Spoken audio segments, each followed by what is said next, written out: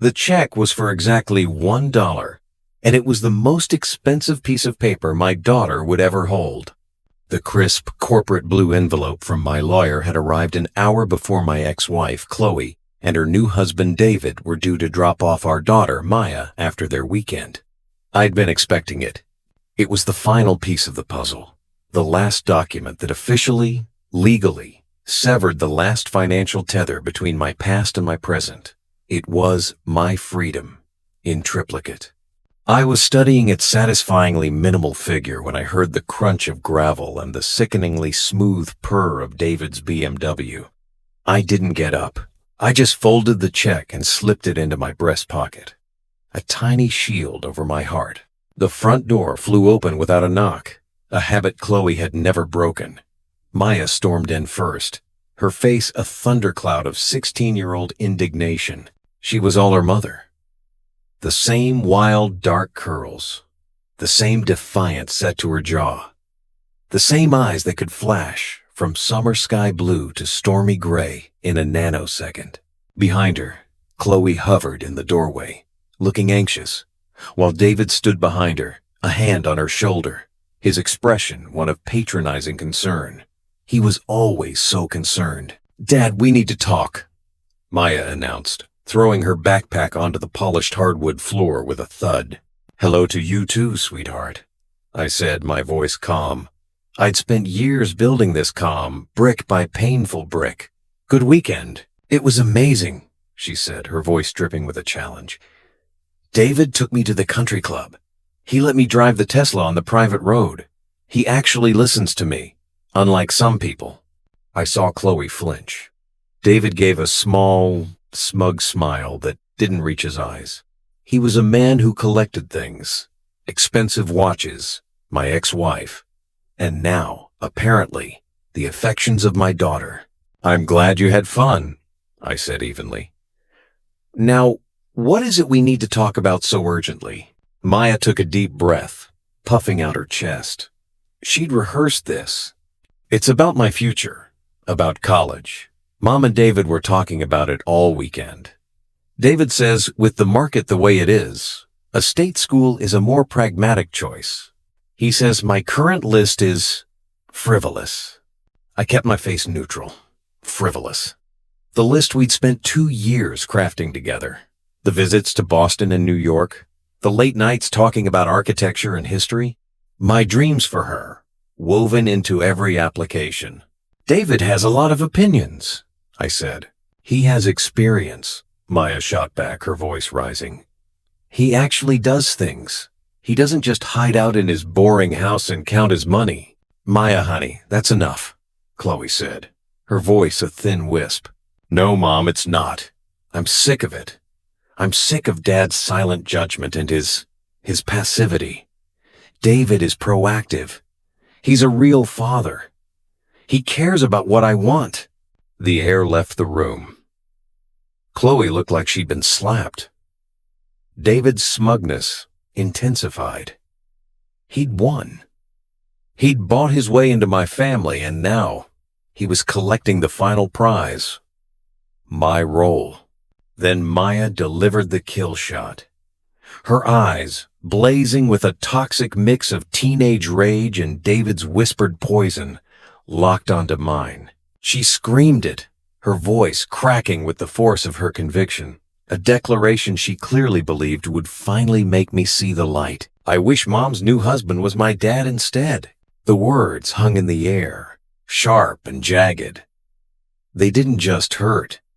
They were the final, definitive erasure of 20 years of my life, of teaching her to ride a bike, of reading her stories, of holding her after nightmares, of every sacrifice, every missed promotion to coach softball, every dollar I'd scrimped and saved and poured into a fund for a future she now clearly wanted to share with someone else. The pain was a white-hot blade, but it was instantly cauterized by a cold, terrifying clarity. The check in my pocket felt like it was burning through to my skin. I looked at my daughter, at the furious, unrepentant stranger in my living room. I looked at my ex-wife, who was wringing her hands but saying nothing to correct this monumental betrayal. I looked at David, the architect of it all, who couldn't quite hide the triumph in his eyes. A profound silence descended upon me, the kind that comes after a great explosion, when the world is still and everything has been decided. I said one word, quietly, flatly, a word that held the weight of 1,000 broken promises and a future forever altered. Noted. Maya blinked, thrown off script. What? What does that mean? It means I heard you, I said, my voice devoid of all emotion. I turned, walked to my study, and closed the door. I heard Qley's muffled, "What is wrong with you?" through the wood, but it was a distant echo. My hands were steady as I logged into the secure banking portal. The college fund wasn't just a savings account. It was a meticulously managed portfolio, a beast I'd nurtured for 16 years. It was the one thing, besides Maya herself, I was truly proud of building. It represented hope. It represented love. Now it represented a lie. With a few clicks, I initiated a total liquidation. The proceeds, every last cent of it, were to be transferred into my private retirement account. It was irreversible, immediate, and, according to the paperwork I just received, entirely within my rights.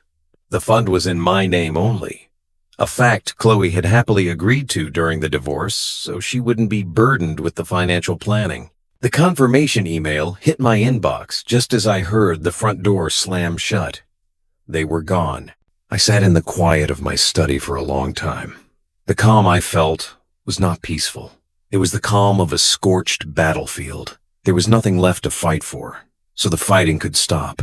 The first call came 12 hours later. It was Qley. Her voice was shrill, panicked. "Mason, what did you do?" "About what, Qley?" I asked, sipping my coffee. I was watching the sunrise. It was a beautiful one. "The college fund. The financial advisor just called me. He said there's been a massive, unauthorized withdrawal. He said the account is empty.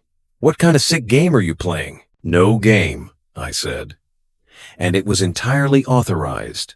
I authorized it." "You can't do that. That's Maya's money. That's for her future." "According to Maya, her future is with David now. I'm sure a man of his proactivity has it all handled. He finds my choices frivolous, after all." There was a sputtering silence on the other end. I could almost hear the gears grinding in her head. The dawning horror as she connected the dots. Maya's tantrum. My response. The money. Mason. She's a teenager.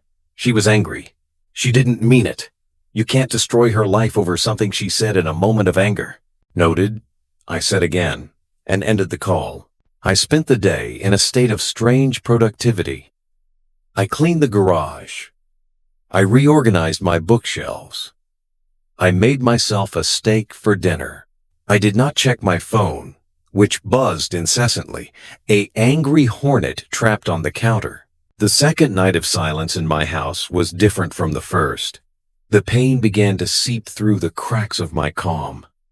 I saw her as a toddler, chasing fireflies in the backyard. I saw her at 10, beaming with pride as she showed me a straight-A report card. I saw the young woman she was becoming, so bright and so fierce, and I felt the colossal weight of what I had done. It wasn't just about the money. It was about slamming a door on her, on us. It was the nuclear option, and I had launched it. But every time the doubt crept in, I heard her voice. I wish Mom's new husband was my dad instead. The words were branded on my soul. The begging started in earnest on the second day, the 48-hour mark. It began with texts from Qley, an escalating cascade of fury, then panic, then desperation. "You are a monster. She's your daughter. How can you do this to her?" "Mason, please. She's crying. She doesn't understand. David says we'll sue you. He says you can't get away with this. His lawyer says the fund might be considered a marital asset. You'll have to give half back." I finally replied to that one. Read the divorce decree. Page 14, Section 3. It's explicitly separate property. My name only. You signed it. The text stopped for an hour. Then, my doorbell rang. Not the aggressive press of before, but a timid, hesitant chime. I opened the door. Qley stood there alone. David's BMW was idling at the end of the driveway. She looked like she'd aged 10 years in 2 days. Her makeup was streaked, her eyes raw and puffy. "Please, Mason," she whispered, her voice hoarse. "Please, can I come in?" I stepped aside. She walked in, her shoulders slumped, the defiance utterly gone. She looked small. "She hasn't stopped crying," Qley said, not looking at me. "She's hysterical. She keeps saying she's sorry, that she didn't mean it, that she was just mad about the college talk and David got in her head. She loves you, Mason. You're her father." "She has a peculiar way of showing it," I said, my voice harder than I felt. "She's 16. Her brain is literally made of soup. You remember what it was like? We say things we don't mean. We try to hurt the people we love the most because we know they'll still be there." She finally looked at me, and her eyes were pleading. "You were always supposed to still be there." "And I was," I said, the ice in my voice beginning to thaw, revealing the hurt beneath. "I was here. I built this life for her. I built that fun for her. And in one sentence, with him standing right behind you, smirking, she told me it was all worthless. That I was worthless. She traded me in for a newer model with a better car." "It's not like that," Qley cried, tears streaming down her face. "It's not. She's a kid trying to navigate a stupidly complicated situation that you and I made for her. And we failed her, Mason. We failed her the day we got divorced. This is our fault." That gave me pause. She was right, of course. We had shattered her world first. "David," Qley swallowed, looking ashamed. "David has been filling her head, buying her affection, telling her I deserved more than what you gave me, telling her he could give her the world." She was flattered. She was seduced by the money and the attention. And I was so happy to see her getting along with him. I didn't see how toxic it was becoming. I didn't stop it. This was a confession I hadn't expected. The blame wasn't just on a petulant teenager or a predatory new husband. It was on us. All of us. "He's not going to pay for it, Mason," she said, her voice dropping to a broken whisper. "That's the worst part. We talked to him last night. He said it wasn't his responsibility. He said his financial obligations are to his own children from his first marriage. He said he advised us, but the execution was our problem. He called it a family matter. He backed out completely the second it meant actually opening his wallet." The final piece of the puzzle clicked into place. David hadn't just wanted to be the favorite. He'd wanted to be the hero without spending a dime. He'd poisoned Maya against me, convinced her to devalue what I offered, and then pulled the rug out from under both of them, leaving me holding the bag of rubble. "She sees it now," Qley sobbed. "She sees what he is, and she sees what she's lost, what she said to you. She's devastated. Mason, I am begging you. I am on my knees, begging you." And she did. She sank to her knees on my hardwood floor, a gesture of utter surrender. "Please, reconsider. Don't do this to her. Punish me. Punish David. God knows I deserve it. But don't punish her. Don't take her future away. She's just a child. My child. Our child." I looked down at the woman I had once loved enough to marry, to have a child with. I saw the raw, desperate love she had for our daughter. And I saw my own reflection in the window behind her, a man who had become the monster she accused me of being, all because his heart had been broken. The cold, righteous anger that had sustained me for 2 days evaporated, leaving behind the terrible, aching emptiness it had been masking. I didn't say anything. I walked past her, back to my study. I logged back into the banking portal. My hand hovered over the keyboard. The money was there, settled in my retirement account. A fortress around a future of solitude. I thought about the check in my pocket. $1. The price of my freedom. But some freedoms are prisons. With a sigh that came from the very depths of my soul, I began the process. I initiated a new transfer, moving the entire sum, plus the extra it had accrued in 2 days of high-yield interest, back into a newly created educational trust. The terms were stricter, ironclad. It was for tuition, books, and room, and board only. It was managed by a third party. It was no longer a gift. It was a contract. I printed the confirmation and walked back to the living room. Qley was still on her knees, her face buried in her hands. I held out the paper. She looked up, her eyes wide with a terrified hope. "It's done," I said, my voice tired. "It's back, in a trust, for her education, nothing else." She scrambled to her feet, took the paper, her hands trembling as she read it. A choked, half sob, half laugh escaped her lips. "Thank you. Oh God, Mason, thank you." "Don't thank me," I said, feeling incredibly old. "This isn't forgiveness. This is responsibility. A responsibility, it seems, I am the only one willing to bear." She flinched but nodded, clutching the paper like a lifeline. "I need to see her," I said. It wasn't a question. "She's in the car," Qley said quietly.